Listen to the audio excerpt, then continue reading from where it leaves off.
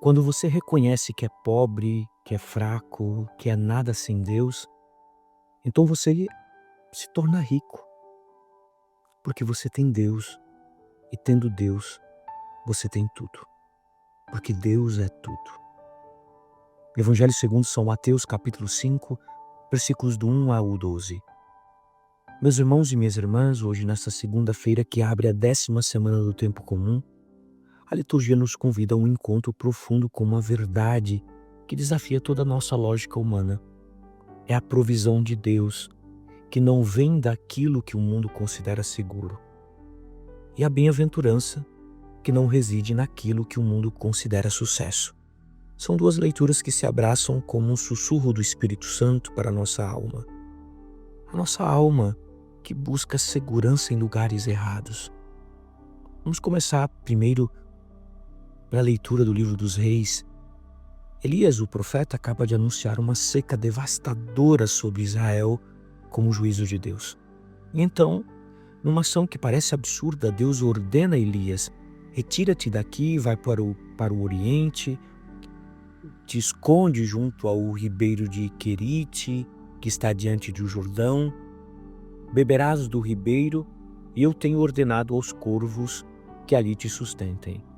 Veja a loucura dessa ordem. Elias é um profeta, um homem de Deus, e Deus o manda se esconder num ribeiro seco, porque há uma seca sobre a terra, e ser alimentado por corvos. Na tradição hebraica, o corvo é um animal impuro, um animal que não deveria ser tocado por um judeu observante. O corvo é símbolo da morte, de desolação, de abandono. E é precisamente este animal que Deus escolhe para sustentar o seu profeta. Deus diz: eu tenho ordenado aos corvos que te sustentem. Não é uma promessa vaga, não é um talvez funcione. Aqui parece uma ordem divina, uma determinação absoluta. Os corvos não têm escolha, eles obedecem ao Criador. E Elias, por sua vez, não tem que fazer nada além de estar ali junto ao ribeiro confiando. Meus irmãos e minhas irmãs, quantas vezes nos recusamos a confiar em Deus porque a forma como Ele quer nos sustentar não faz sentido? Quantas vezes nós rejeitamos a provisão divina porque ela vem de um lugar que nós consideramos indignos, impuro ou inadequado?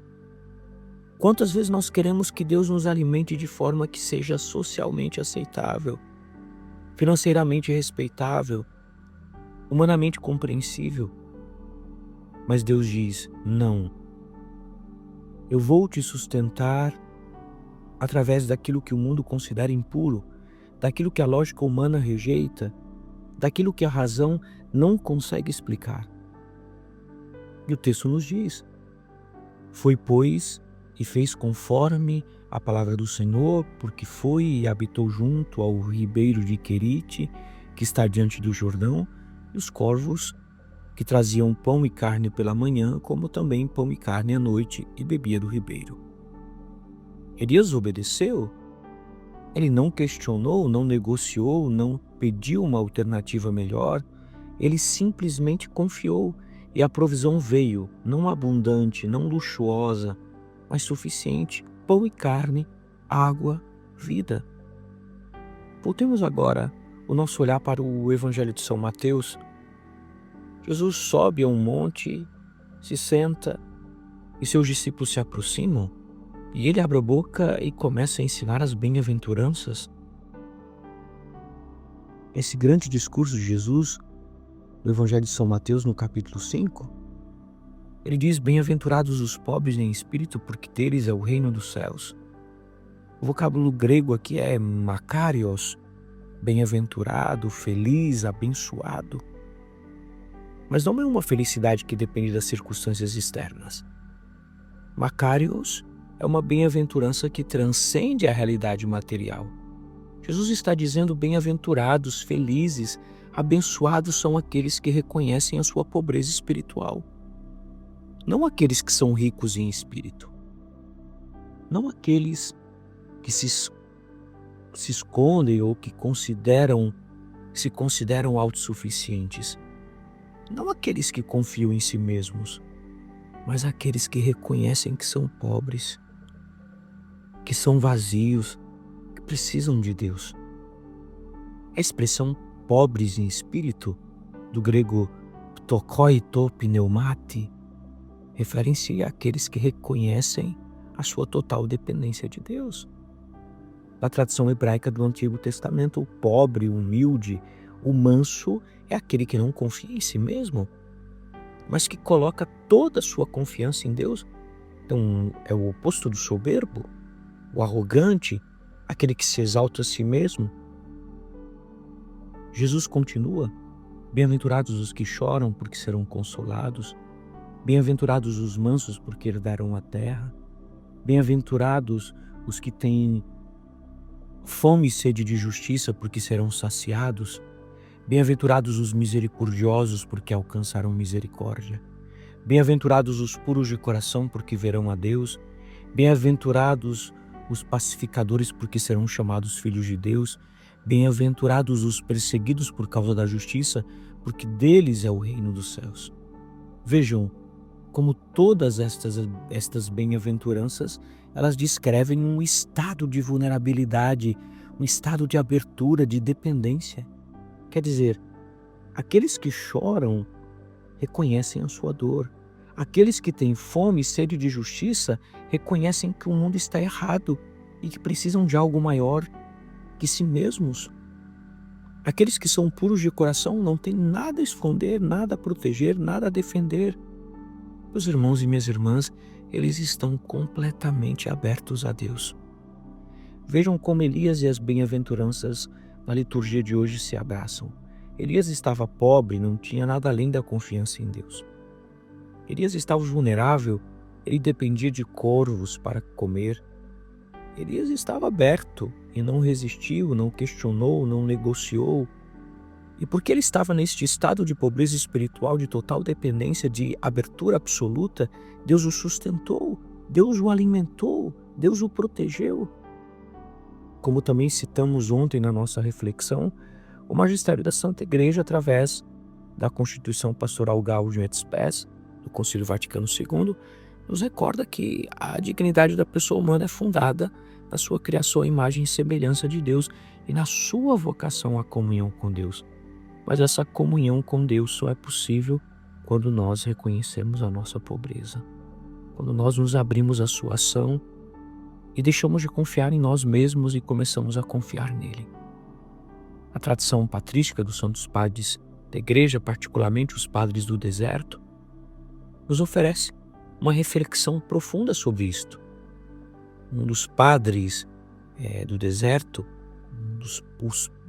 o pai, podemos dizer, Santo Antão, dos padres do deserto, nos diz que nossa vida e nossa morte são com o nosso próximo. Se ganharmos o nosso irmão, ganhamos a Deus, mas se escandalizarmos o nosso irmão, pecamos contra Cristo. Mas nós podemos ampliar isto dizendo a nossa vida e a nossa morte está com Deus. Quando nós reconhecemos que nós dependemos completamente de Deus, assim como Elias dependia dos corvos, então experimentaremos a verdadeira liberdade. A verdadeira liberdade. Porque quando você não tem nada a perder, quando você reconhece que tudo vem de Deus, então você não tem medo.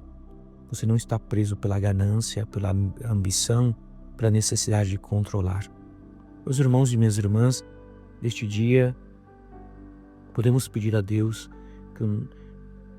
que possamos olhar para dentro de nós e nos perguntarmos: em quem eu estou confiando? Em que estou buscando segurança?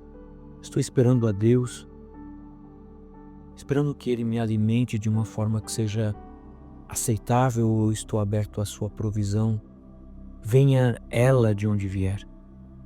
Eu estou buscando ser rico em espírito, cheio de mim mesmo, confiante em mim mesmo, autossuficiente, ou eu estou buscando ser pobre em espírito, vazio, aberto, dependente? Porque a bem-aventurança não está na riqueza, não está no sucesso, não está no reconhecimento. A bem-aventurança aqui no Evangelho está na pobreza espiritual, na vulnerabilidade, na abertura total a Deus.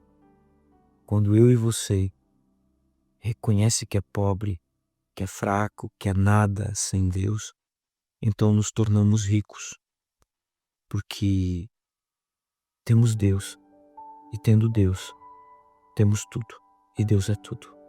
Que o Espírito Santo nos conceda a graça de uma pobreza espiritual verdadeira, que possamos, como Elias, confiar na provisão de Deus, venha ela de onde vier, e que possamos, como Jesus nos ensina nas bem-aventuranças, reconhecer a nossa total dependência de Deus e encontrar nela a verdadeira bem-aventurança.